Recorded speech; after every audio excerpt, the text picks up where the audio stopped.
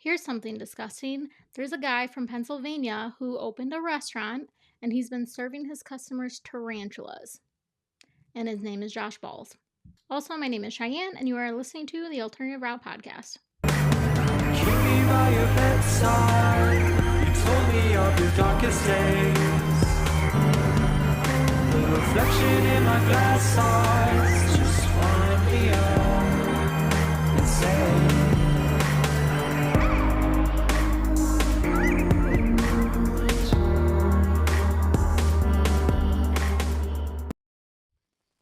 Josh Balz. We made it. We did it. We did it. We're doing it. Are we actually friends, or did I make that up? We are friends. I think we've crossed that threshold We've of known each other long enough.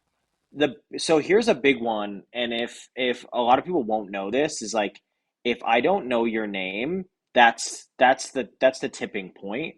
Because I will, when I meet people, it takes me like 3 or 4 times to remember someone's name. Yeah. So that's usually the threshold of me, like officially us being friends. So I do know your name, which is great.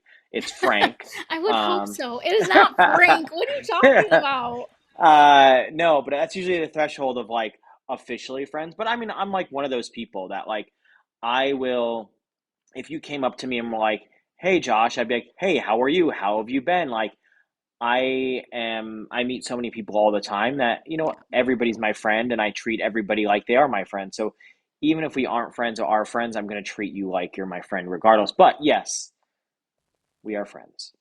Cool. I'll send you a Christmas card. Um, Nice. so I think you saw that little video I posted earlier. You're feeding people spiders. Who Yes, whose idea was that? did you get hate mail for that, by the way? Not yet. I'm waiting for it. So many people messaged me because no one watches entire videos. They only watch like the first like five Always. seconds. Yes. I had multiple people message me and are like, "Who the fuck is this bitch Oh who's God. talking shit?" And I was like, I was like, "Watch the whole video." And they're like, "Oh, okay." Yes. They're like, "I was about to like fuck this girl up," and I was like, "You should have messaged her because it would have been funny." Yes. Um, but I mean, it was collective. I mean, our team, like our team at Noir, Chef Mike and his sous chef Gavin, and like, honestly, all of our staff is so integral to every moving part of Noir and the things that we do. So like, I'll say stupid stuff like, "Hey, we should bring in something really weird," or like, I'll be like scorpions or this or spiders, and I'll keep talking, and and they listen, and then they'll be like, "Hey, we actually sourced like eating friendly blah blah blah," and I'm like, "Man, that's fucking awesome." So it's a very group effort, but it's a lot of it's just us riffing back and forth and trying to fuck with each other, and then it ends up becoming a real thing, which is great. So is there like non-venomous ones that you can source then? Or like how does that work? So we get them out of a company in Thailand. They ship them to a company in Boston, and they so it has to go through multiple levels of. That's why they're so expensive. Is like it's not just like, "Hey, we're catching spiders outside."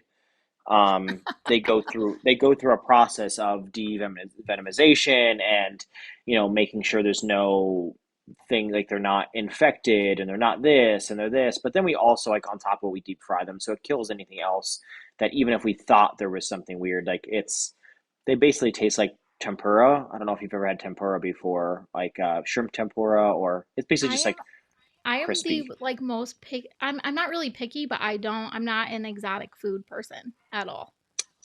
I'm not either, to be honest. Like I like so more or less it was only supposed to be on the menu to fuck with people. I was like, no one's gonna eat this. And then every time we got it in, it sold out every time. Every That's single time. And I was like, crazy. people are fucking weird. And Yeah. it became a thing.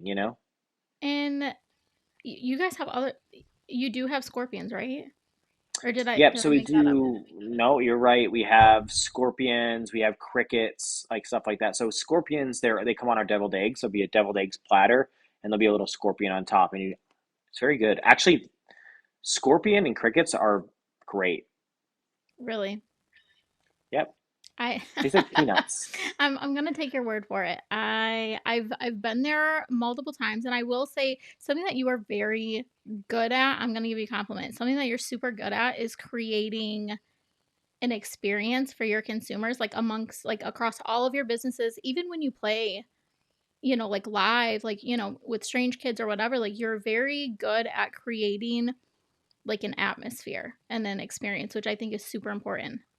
Well, I appreciate that. It's tough. It's I mean it's year I'm getting old now, which is crazy to think about. And it's just years and years of learning what I like.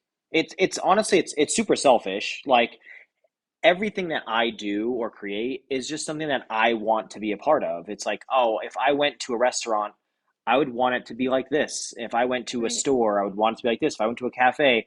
So even if go even down to my root beer, it's like it's curated by the people that are involved, and it's curated in that retrospect of like obviously if you grab a bottle of Parlor, it's all tattooed people. It has it's the marketing is all geared towards shit that I like, and we like. So it's across the board. It's honestly just every business I own is has some sort of reflection of me, Yeah. which is it goes to show that like just be yourself and things, knock on wood, do okay. Yeah. Well, and I think too what so many people do, and where I want to do a little bit of like a better introduction, because I guess we skipped that part. But I think something that so many people do, whenever they start a business or whatever, they try to create things that they think people will like rather than doing what they like. Like, I really do feel like to be successful, you have to be really passionate about what you're doing, and then other people will see that passion and, like you said, they'll just kind of follow along. Yeah, 100%, 110%, honestly. Yeah. Okay. So, okay, let's back up a little bit. Who are you? Because I know there's some people watching that maybe don't know. Give us your little. I wish I had the answer to who I am because I have no clue. That's fair. That's fair. My name is Josh Balz. I am getting old. I'm 34 years old. I am Don't five say that foot. because No. I'm not too far behind you. So don't say that. If you there may be a couple platforms that you may know me from. I used to be in a band called Motionless and White. I toured for 10 years with those gentlemen. I stopped touring because I then started to become an entrepreneur. I own a couple of stores called The Strange and Unusual. And then I opened a coffee shop called Steamy Hollows that ended up changing the name to Strange Brew. And then I started a root beer brand called Parlor. I'm in now a band called Strange Kids, which we put out like one song a year to because I get bored sometimes and I love music and I miss music. I was the host of Space Zebra with DWP, which is Danny Whip Presents, which is Louder Than Life, Sonic Temple, Rockville, Aftershock, all those massive festivals. I do some stuff with Roadhounds as well, doing some hosting stuff because I love hosting music related things because I love giving back to the music community. And recently I bought well, actually not recently, I own a restaurant too, I forgot about. It's called Noir, what we were just talking about, where it's just a Where you goth feed people restaurant. tarantulas. Tarantulas. We feed people tarantulas, which is fair, and crickets and scorpions. And then I recently just bought a 120-year-old theater called the Ritz Theater in downtown Scranton, which is now a music venue and a dance theater. We do dollar movies and then all that jazz. So I've now caught you up on my life. So you're really freaking busy. I'm just bored. That's fair. Speaking of the Ritz Theater, I actually interviewed Nailbite last week. And they were like, "Tell Josh, how come we haven't played the Ritz yet?" You know what's crazy is we've been talking about doing a show. We're going to do a show in October, which I probably shouldn't tell anybody. But what are they going to do? Fire me? Kill Right. me? We're going to do a show in October. I think it's going to be Nailbite and Traverse the Abyss and some other extra bands. Some of my favorite bands that have ever come from the show. We're going to do a show at the Ritz Theater in October. So don't tell anybody. Deal. No one is gonna see this. Honestly, this podcast is so new. Probably like 5 people will see it, so you're safe. Hey, And nice. I'm so glad that you guys started that show because like all of those people that you just named now are like really good friends of mine. Like I said, I just interviewed Nailbite. Traverse the Abyss is gonna come on in a couple of weeks. Like I'm really I like what you do because it's altered my life in some aspects. Well, that's nice. It is. It is. I Um love that. Okay, so okay, well let's talk about that. So, okay, one of the main reasons I wanted to So, like I said, the purpose of me starting this podcast was to be like an inspirational type motivational thing, because whenever I first started my business, something that I would do is I would try to look for people that had done something similar to what I was trying to accomplish. I say this on almost every single episode. I think it's really important to listen to the people that have done what you're trying to do and to take advice from them. And I've spent hours and hours and hours of like, just consuming information and consuming content. And something that I want to do with this platform is just sort of take all of that information and put it into one area. So, whether people want to be a tattoo artist or a band or an entrepreneur or, whatever they want to be, like I want this to be a central area. And I really wanted you to come on because when I first started, you actually gave me one of my first pieces of business advice, which you probably don't remember. It was a very long time ago. Um, I'll refresh your memory in a minute. But I've actually watched like a lot of your interviews just to try to like pick your brain from a distance, and it's actually kind of like helped me shape my own business and kind of get me to where I'm at. So thank you, sir. Well, I Thanks for being try. here. Yeah. That's I like doing podcasts and interviews and stuff like that because I think anything that I've learned is been from people and people being around me and just having conversation. Like I've learned I graduated high school, that's all I did, and everything that I've learned was from having conversations with people or anything like that. Like even learning anything, it's I'm very hands-on. I'm very, I can't learn without being shown. So I love having conversation. I think it's very important to surround yourself with people that also ask for help because if Yep. they don't ask for help, you're gonna fail Correct. if you don't ask for help. Get the Yeah, fuck out. absolutely. No, and I think the like I said, I pretty much started with asking for help. Not asking for help, but just more so like trying to pick people's brains. And at some point, I truly don't know how I started following Bobby, but I at some point ended up in his like little Blackcraft Discord thing. And this was like literally before I had even started. He brought you into like a voice chat or something. And I was still in my research phase at that point. And I think I asked both of you guys, like, what is some business advice that you would give to somebody like first starting a business? And I you told me something along the lines of like follow your gut, like don't listen to other people, follow your gut, and that's worked. I I will say, It always fucking works. Anybody that like yeah, doubts themselves, like you're fucking dumb. yeah, Like that's all. Even if you yep, fail, you trust your. I read this book once, and it was fuck. Now I'm gonna blank on it. It's like 10,000 hours. It was a fucking what's this Malcolm Gladwell. But there's your body will tell you whether things are good ideas or bad ideas, and your palms will sweat before you make a decision.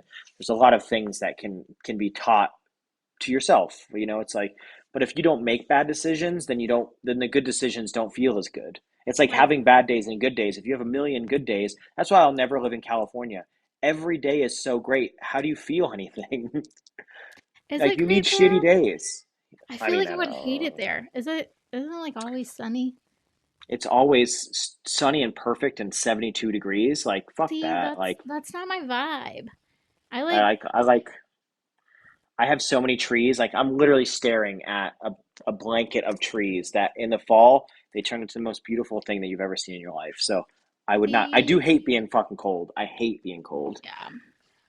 but I I'm do love the fall. I'm jealous. So I live in northern Michigan now. I'm originally from Detroit, but I now live in northern Michigan, and the fall is super duper beautiful here. But there's also a ton of pine trees, and the house that Mm. we bought just so we have like two cool trees here, and all the rest of them are freaking pine trees, and I hate them. Just I stay hate green. pine trees. Yeah. Yep. Well, That's better than um no trees. yeah, that's fair. Okay, back to what we were talking about. Like we were talking a little bit about like failure and like risk taking. One of the things that you did that I think sort of like made me decide like I kind of want to watch what this guy's doing.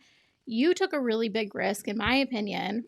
You left Motionless and White, which some people who might like I really want to talk about the bad stuff. I'm not saying like the bad stuff with that, but like I think people would look at, a band like Motionless in White and think someone was crazy to leave. That's a really big risk.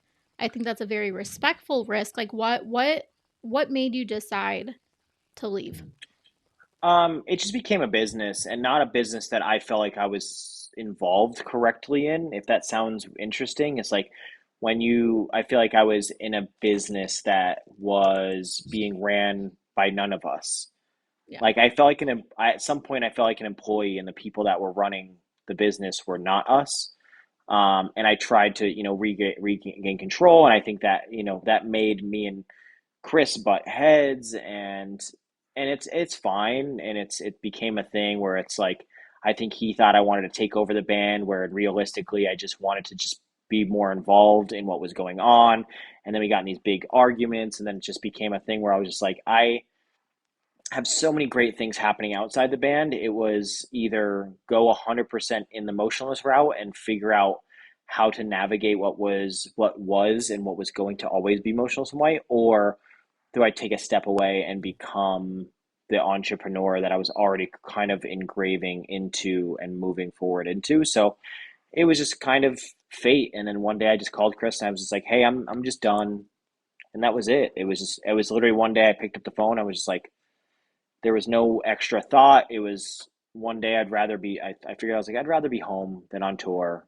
And I just, instead of dwelling on it and trying to figure out the decision I was going to make, I just made the decision. And I was like, this is the decision I'm making. And it was, you know, arguably one of the best decisions I've ever made in my life.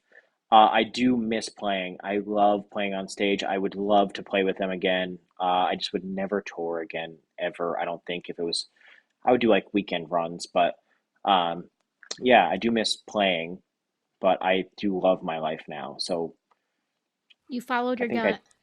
I followed my gut, and You I think it was a followed your great freaking decision. gut. I'm proud of you. Yep. I also think it was Nice. a great decision.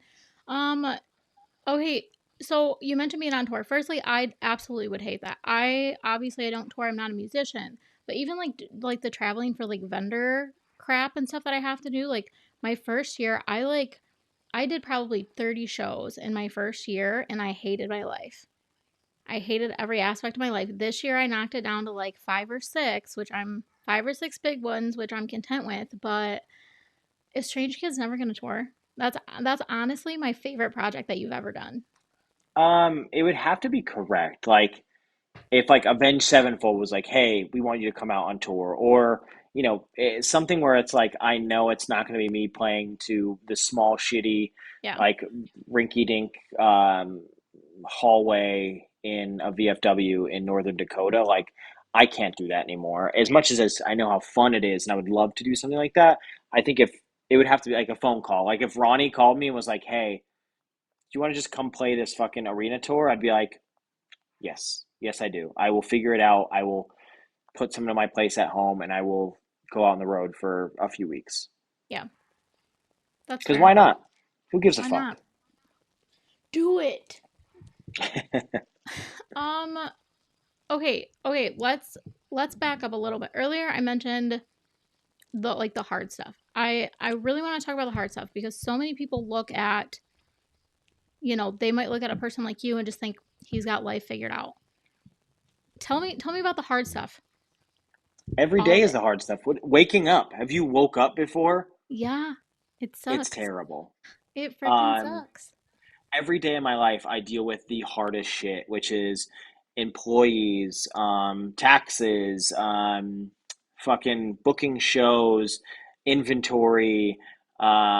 It's a never ending cycle of when you own a business and you do these types of things. Your phone is always on 24/7. I don't sleep.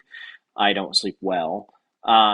And I'm always attentive to other people's. Like I feel like I'm a therapist 99% of the time because I don't know, 20 some 30, I don't know, whatever employees that I have to like make sure are okay, have families, have car loans, have payments. Like I have to make sure the business is doing well so that they're well taken care of, and that weighs on my back. And then I also have like rental properties that like, hey, like the fucking key broke off in the lock, or we're having a plumbing issue. So it's a never ending thing, and it's a lot. Yeah, I do have a great life and I can't complain, but I will 100% complain because life is not fucking easy. It Yeah. doesn't matter if you're if you make 50 bucks a year or 5 million bucks a year, um, everybody has it hard, Yeah. one way or the other, and it I sucks. I think ultimately happiness, is the most important. Okay, you said something about your employees. You employ a lot of your friends, right? Always. Yeah, yeah, yeah. I feel like that alone would be super hard because I currently only have two employees, and of course they're both my friends. But before I quit my job to start doing this, I was working for a multi-million-dollar company, and I was a store manager, and I had 100 to 150 employees underneath me, depending on what time of year it was. And some of them I was really good friends with. And something that I learned is like very hard to draw the line between like right now I need to be your boss and right now I'm your friend. You know what I mean? Like, do you ever have an Well, issue? one, am I frozen? No. You can see me Yeah. moving? Yeah. Okay, good. I'm frozen on my side. Um, no, it's really difficult because one, I hate confrontation. If you meet Yeah. anybody that knows me, I fucking hate confrontation. So it really stresses me out when anybody's upset, and making those hard decisions are really tough. But I lead very differently than most people. If someone's having a bad day, I don't, or messes up or fucks up, I sit down and I'm like, it stems from somewhere else. And I'm like, it's okay to have a bad day. It's okay to be like shitty to someone someday or this or that. Like I read this thing once, which was some days you come to work and you're only giving 60%. And it's, if you have good people around you, they'll pick up that other 40%.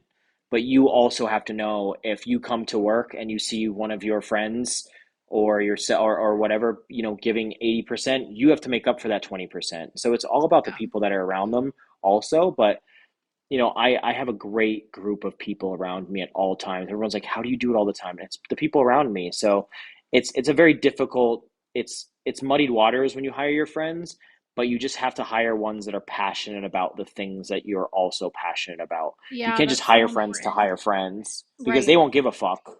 I've hired friends that, have done dumb shit and just wanted to hang out, versus like I've hired friends that are passionate about the business, and they've Right. become some of the best employees I've ever had. Right. At the end of the day, nobody is going to love the business as much as you do. You know what I mean? And I think as employers, like we have to understand that. But like you said, there is the friend that wants to hang out, and it's just versus Yeah. the person that is passionate and does care. So I think that's super important. Okay, so you have said in the past that you wanted to start a theme park. How is that coming? How close are we to that? Actually, way closer than you'd think, which is Really? kind of funny. I'm proud of you. So I actually have a meeting tomorrow with a giant company that wants to put in an amusement park at their, I don't want to say too much, their situation, and are, I'm close to letting them let me be majorly involved in design, equity, ownership, and then also just move that forward, which is kind of Yeah. cool. But it's all hearsay until it happens. Like I've had many projects that I've been very excited about that have just fallen apart, and then that's why I try not to talk about too many things until they're like, "Hey, here it is," kind of Yeah. situation. So as of right now, it's really close, but in 2 months, it might be fucking a distant memory. You just never know until things actually come to fruition. Right. Did you see Universal is making what is it, Dark Universe? Have you seen that? Yeah, it's honestly, if I can be, I would love. I mean, I just love everything they're doing down there in Disney and Universal and all that shit. It's like untouchable. Yeah. No, the I It sent needs, my my kids. You may or may not know this about me. I don't know, but I'm a really big Harry Potter fan. Huge nerd. And my kids, I never wanted to like force them to get into Harry Potter because I feel like if you try to force them to want like to like something, they're just going to like go in the opposite direction. it's But fair. my son, he's just like naturally taken to it, and he's like really excited about Harry Potter now. And so I promised them I would take them to Universal next year, and my grandparents are like huge, huge horror fanatics. So I sent them the link for the Dark Universe trailer this morning. Mm, They're probably why I ended up like a little weird, a little off. They're spooky people. They don't look like it, but they are. love No, that. I'm stoked about that. Okay, okay, so you were talking about, making deals and stuff like that. You seem like a yes guy. Like you seem like you say Always. yes to a lot of things. Is it how when obviously there's every like there always comes a time where like we need to say no. How do you do that and when do you determine that you need to do that? Because I struggle with that. I couldn't give you the correct answer on that. I feel like it's always very hit or miss, and I try to say yes because I say I'm old, but I'm at that point now where it's who am I to say no to something that could be awesome as long as I'm not, as long as everything is getting the right amount of attention and I'm not, which some days they do and some days they don't, but Right. it's all about, I like helping other people's dreams come true too. So if I have to play a part in that, that's kind of why I say yes. Yeah. And it keeps it fun. Like I get bored very, very easily. Um, and my attention span is like teeny tiny. So I like to keep myself very busy. Like I probably sleep 5 to 6 hours a night. And that's way more than enough that I can function on way less. Sleeping is hard. I something that I tried to start doing, so like something that I'm super guilty of is I look at my phone constantly because, as a business owner, your phone never stops. And I don't even want to know what your phone looks like because I only have one business and my it drives me freaking nuts. And I have customers all over the world right now and they're messaging me all freaking hours of the night and it's for me it's super hard to like turn that part of my brain off. And for like a week, I would try to put my phone on do not disturb, but then I would wake up in the night with like anxiety of like, what if something important happened? And I would take my phone off of do not disturb, and then I would see all of the work that I had to do when I woke up, and it's like, all right, my day just started at 4 a.m. How do Yeah. you switch that part of your brain off? Honestly, it's the people that surround me, honestly, like emails and if it wasn't for Amber and Morgan and Aaron and Bryden and Chef Mike and Gavin and Allie and Gabby and Beck and Morgan and all these other people and Anne and fucking all the staff and Dustin and like if it wasn't for them, I'd probably drown a whole lot. But it's I did the do not disturb thing for a while, but you have to commit to it. Yeah, I did it for like 3 months where I put a do not disturb at midnight every night. It would turn on, but I would leave my calls on. So like you can call me if it was an emergency, it would ring. But if you're just texting me, I wouldn't get it. So I yeah, would turn off all texting and emails and everything, but I'd leave my phone on because then if your phone's on, if it's a real emergency, someone will call you. right, Otherwise, the shit can wait till the morning. right. Do you also hear my dog barking the last 30 minutes? Not. I heard it like right before you said that, but up until then, no, I didn't. she she has separation anxiety, and so do I. So we Aw. just miss each Well, other. hold her. That's It's all. okay. I don't Well, she's all the way I don't downstairs. care. That's fair. I should have. Um, what is your favorite project that you've done? I already said I love so much that you started Strange Kids, which I do want to talk more about. And actually Jake has already said where he's gonna be a guest here pretty soon. Good. How did that start? How was that born? You and Jake are a Um, very odd match. It honestly happened from Jake. I met Jake and he was making music and I was just a super giant fan of everything he was doing and I was like, I would love to just try to sing on this one day. And he's like, "You can sing." And I said, "I don't fucking know." I was like, "I do vocals in Motionless, but it's usually screaming or like harsh vocals or, that kind of shit." So I was like, I'll try it. And then it just kind of happened. It was a song called Wind Me Up, which is actually my favorite song that we've That's ever my put out. favorite And probably song. Yes. it was so it was supernatural. Like just so all those. It's funny how like so I met Jake through Bobby, obviously, and we were just always just friends, and um, it's funny because the sounds that you hear in that song, like the "I love you" and all that stuff, were actually toys at Bobby's house. Really? They were his daughter's toys, Yeah. and we were just fucking around with them, like playing with the toys. And they were Jordan's toys, and we were just that all those samples were from an iPhone. We just like recorded them on an iPhone, and the song just Jake wrote a song called "Toys in the Attic," and then it turned into it was just a beat, and then it turned into we recorded these toys, and then it turned into "Wind Me Up." It was actually after I broke up with um, my ex girlfriend, my fiance, and it was just about like just being a toy, you know what I mean? Yeah. Just to be thrown away, that kind of situation. So yeah, meeting Jake was one of the greatest points of my life. I think he's a great human being, and that motherfucker deserves to be playing in front of 50,000 people every single He day. does. And he's also I admire the crap out of him because he's like so busy. He still makes time for like his personal life. He helps Bobby run his business. Like he's super talented. Like so talented. Very talented. I joke with him all the I don't remember exactly how the joke started, but I keep telling him one of these days I'm going to be in a music video. And we that's I don't know, that's been like a running joke for probably like a year now. I don't know. Never say never. One day. What's so out of all of the things that you've done, because it's a lot, what is like your favorite project?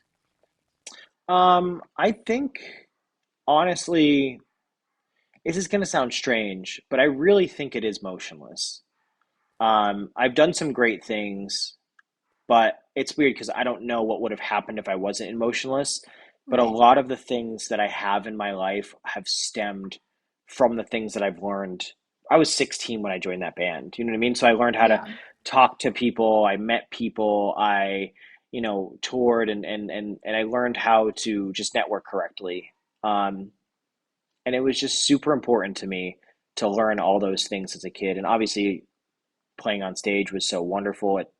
It was just a very great feeling. I think overall, I think if it wasn't for that band, I don't know if I would have what I have today. So, and that goes to like fans, not just like being in the band, like meeting all these people that now support all of my businesses from the starts of the businesses to current times of the businesses. They will always support them, and it's crazy that they've followed me for the past 15 years, and they wholeheartedly will support every single day.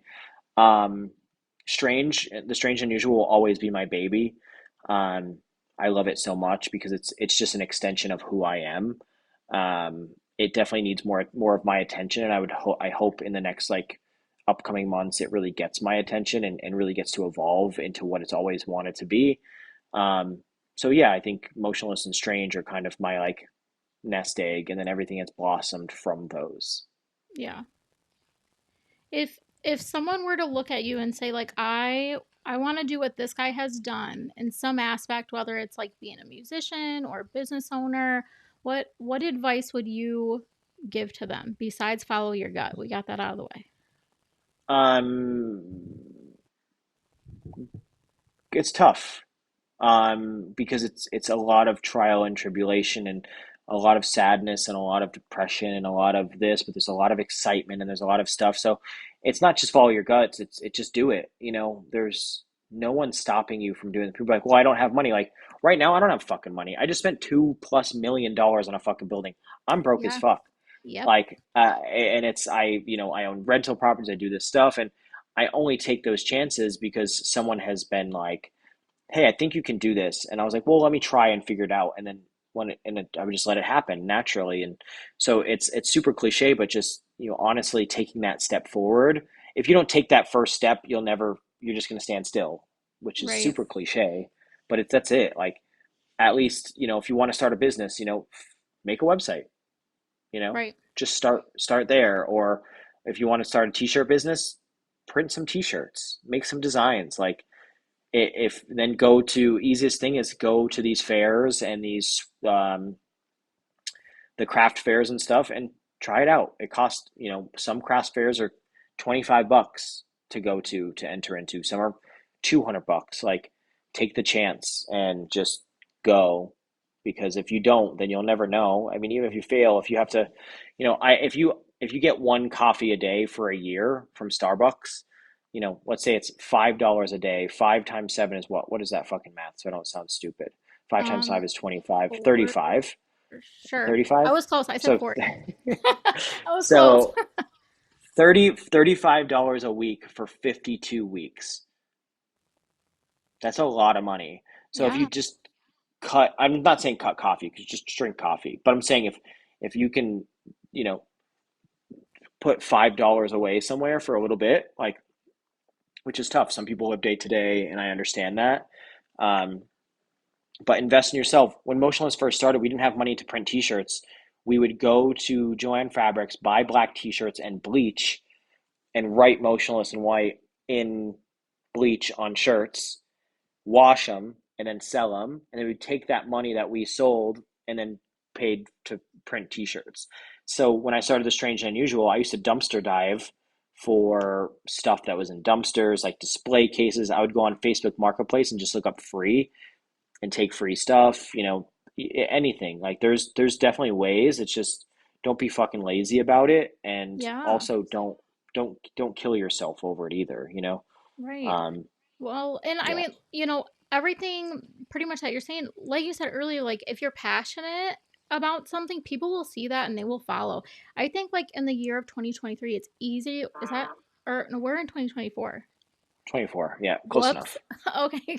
I always think it's 2023. Anyways, so in this current day and age, I think it's easier now to start ever like so for example with my business, I currently TikTok pays me to market my own products. I've never paid for an ad a day in my life, and my like I TikTok pays me to get customers. You can get paid just by posting things online. And going back to what we were talking about earlier, something that's very helpful for me that maybe doesn't work for everybody, but I always start by talking shit because that's the attention getter. And Yeah. like you said, you have to watch until the end of the video, otherwise you just think I'm being an asshole. But if like if I literally just post something that I'm really excited about online, and they pay me to do that. So you can start with nothing. You can start with 0 followers and post on a platform, and over time they will pay you, and there's your startup money. You know what I mean? Like you don't need $1 million to start. And you actually, I think you've talked about a little bit in the past of like you had a, maybe, I don't know if I should say, a rougher childhood. How would you word that? You didn't grow up with a lot, right? I grew up with no money. Um, I was like, I was one of those kids that were like a day away from getting put into protective custody, not protective custody, like children and youth. CPS. Like, Yeah. yeah, like, so, which, I mean, my parents tried their best. But, my father always say is, and when I grew older, he always wanted a friend, not a kid. Um, and my mom has trouble with some abusive situation, and same with like some of my siblings as well. Um, I grew up in a trailer park. I My first car was $50, and that's not because I was born in 1950. Um, it was just because we were poor. Yeah. Uh, so it was an interesting situation, and it was striving for myself and doing things. And like, even when I bought my first keyboard, it was, on credit, and I had to like pay people back. It was a whole thing. But yeah, I grew up in a not so pleasant thing, but it helped me become who I am. It helped me choose not to drink or to do alcohol, Yeah. to drink or to smoke or to do drugs and things like that. Um, so I again, just like Motionless and me not being involved anymore, it's a very important part of my life, and I'll never say like fuck you to Motionless. Versus the same thing as my childhood is like, yes, it was fucked up and it was pretty shitty, but it created who I am, and I'm thankful for it, to be honest. Yeah. Well, and I think a lot of people that would grow up in an environment like that would, say like, "Oh, well, I got the shit end of the stick." I personally actually grew up in a very similar situation. My real dad, growing up. And now I know now sometimes on, episodes and stuff, people might hear me talk about my dad. Usually then I'm referring to my stepdad, which I'm super grateful that he came and saved me from the crackhead. But once upon a time, my father, my real dad was a drug addict, really bad drug addict. He was suicidal. He was very abusive. He was very mentally ill. And I've seen things as a child that no human should see, let alone children.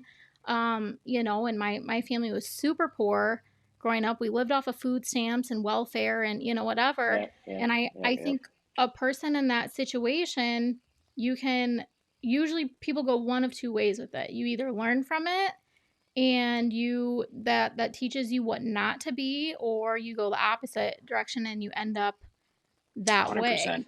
Yeah, and I agree. Yeah.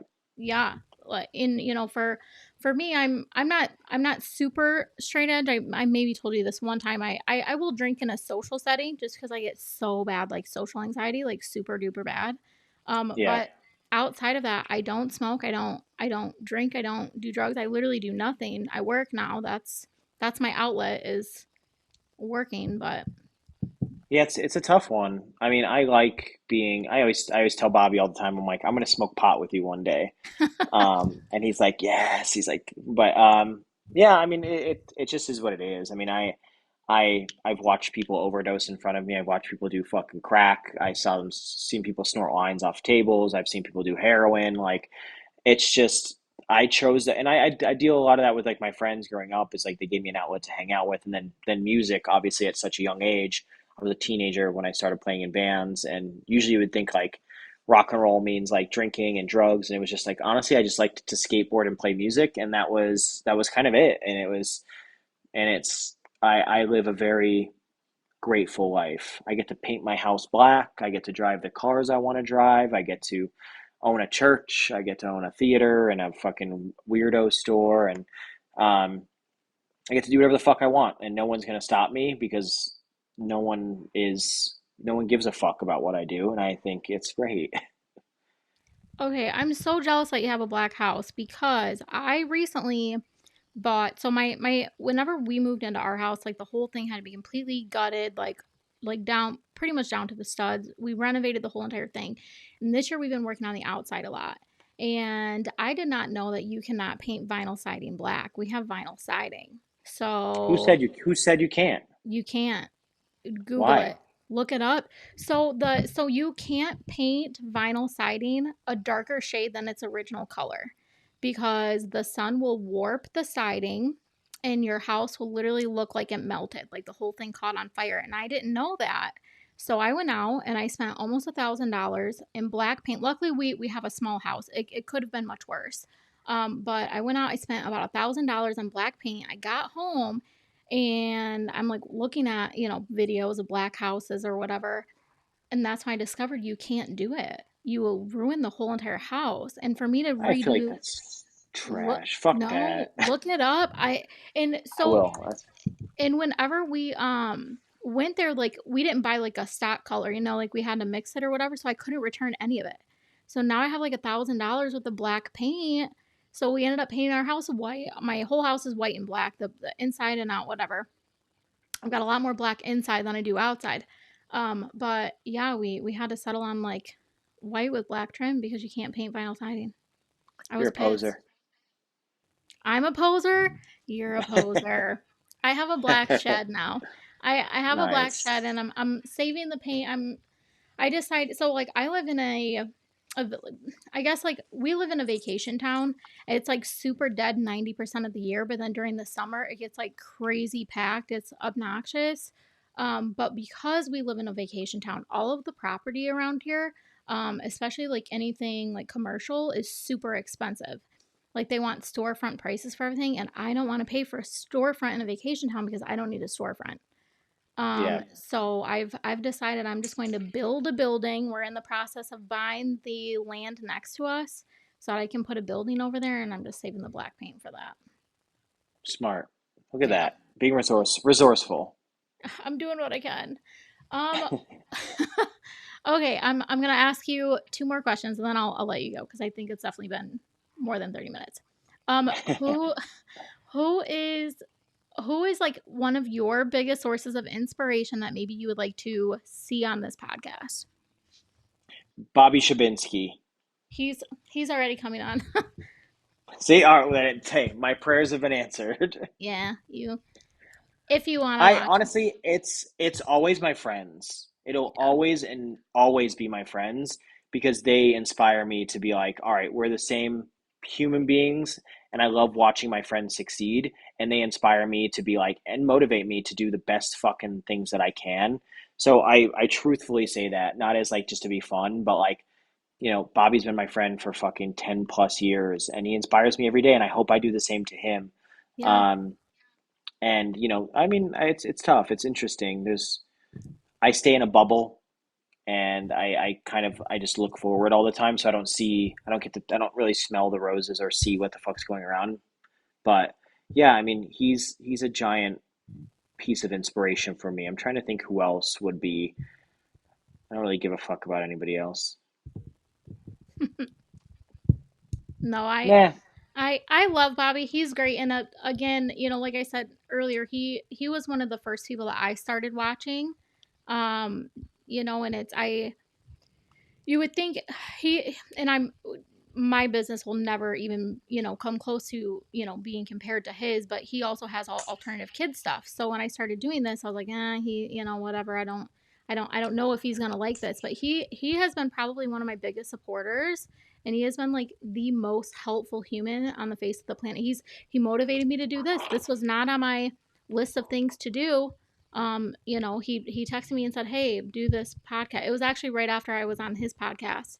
um he texted me a couple weeks later and said, hey, do this podcast. So here I am once again, scaring myself and pushing myself out of my comfort zone and doing something because Bobby told me to do it. So It's fair. yeah, And it he's checks great. out, so makes He'll sense. he'll be on. Okay, I'm gonna ask you one last question and I'm gonna judge you based on your Okay. answer. If somebody gifted you a lottery ticket and it was a winner, would you tell them? Like, would you share it with them or Yeah. no? Yeah. I wouldn't share it with them. I'll tell them. You would tell them like, hey, thanks for the Wait, ticket. what's the thing? So did they gave me like it's like my birthday and they gave me a stack of lottery tickets. Is that what you're talking Yeah, about? yeah, sure. And I won. Yeah. Let's say you How much? win, I don't know, 2 million. 2 million, I'm definitely giving the money. Like I'd be like, hey, here's $100,000. Thank you for buying me this fucking thing. Here's $100,000 in a car. Cause fuck it. Why not? I think if you don't, you're an asshole. If it was like 10 grand, I'll take you to dinner. But if it's like 2 million, yeah, that's a big deal. I mean, I'd be like, hey, here's 100 grand, maybe more. Here's a fucking Lamborghini, a brand new Harley, and maybe I'll buy you a house. See, I said I was going to judge you. Now I kind of feel like the asshole because I don't know. Like, okay, so for me, it would really depend on who it was. If it was somebody close to me, like a close family member, something like that, absolutely. But like, for example, my husband's grandpa owns a liquor store, and I go in there and I help them out once a week or whatever. And a lot of times, like random people that I don't know will just toss something on the counter. It's like I may or may not ever see that person again. But if I win, am I gonna track them down? I don't Wait, know. random people are giving you lottery tickets? Yeah, sometimes like we sell a lot of alcohol and a lot of lottery tickets. And sometimes they'll like buy two lottery tickets, you get one and I get one kind of thing. Yeah. So I've never had that happen to me because no one likes me. So like Yeah. that. Just kidding. You're such a No, lot. I mean, Okay, I seen some girl I saw. I think I probably saw it on your page. You posted someone like did their makeup like you, and I think tagged you in it or something. Like when back when you're Motionless, I was like, oh, Josh has fans. That's cute.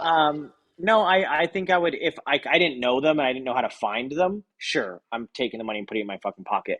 But like you said, if it's a friend or a family member or something, I'm definitely sharing it. Yeah. It depends on the amount, and yeah, like if it was like, hey, you won $500, I'd be like, cool, thank you. I'll get the next round of Taco Bell. Yeah. Um, but That's if it's fair. like, yeah, if it's 2 million, if we're in rural Pennsylvania, I'm buying you a house. Yeah, I'm pretty sure your guys' housing market is way better than where I'm at. It's not like It's getting we're worse. Yeah, I believe it. Everyone's getting worse. Yours isn't drastically different, but we like before we bought a house here, we definitely searched around, like around. And I was like, what the hell? Like you guys have a lot of like history. Like you have Yeah. like beautiful historic houses. We My don't. house was built. My house was built in 1886. Well, It's I'm jealous. wonderful. In the middle of the woods. It's like 7,000 square feet, and Yeah, it's black. that's my dream house. You There's could have one it. I'm over there. it. Going back to. I'm going back to the trailer park. I don't think I would want to deal with mountains in the wintertime. No thanks. Yeah, it's not bad. I have it. Well, I drive a truck, so I don't know. I mean, I don't I don't know. Get Well, yourself a anyways, truck. deal. I actually technically own one. My husband's truck is in my name. I don't know if that counts. I'm telling the government. That's also my registered business truck. So technically I do. That's my business vehicle. Fair. So Smart. technically I do own a truck. Okay, sir, I will let you go. I know I said 30 minutes and I'm pretty sure it's been like 45. I was gonna say I have no idea how long it's been. My phone has been right here, so I keep on like going to check my phone, and I'm like, oh wait, it's up here. And also, I've been frozen for the past like whenever that random thing happened with my phone, You're still and I frozen? have oh yeah on my side I'm super frozen, so I have no idea what's going on. I'm Oh, just like can hoping. Have I been in frame the whole time? yeah, no, you've been fine. It's you've like dropped it twice, but it's not like not a big thing. I'm No, killing it. you look You good know, on my just killing side. it. You'll see it when I Awesome. post All it. right. Well, send it to me. Don't make me look stupid, and Got I it. appreciate you. I'll do my best. Thank you, sir. I'll talk to you later. Thank you. Bye. Bye.